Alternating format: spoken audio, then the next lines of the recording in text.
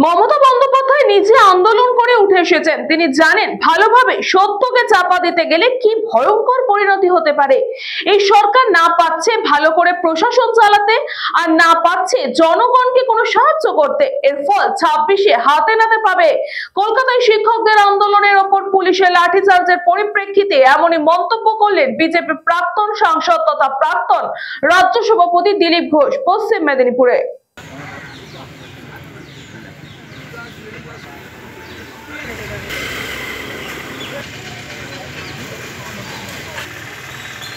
দেখুন, এই সরকার এমন জায়গায় চলে গেছে যে না সরকার প্রশাসন চালাতে পারছে, না কোনো উন্নয়ন করতে পারছে। বিরোধিতা বাড়ছে, তো ভয় দেখিয়ে বন্ধ করার চেষ্টা হচ্ছে।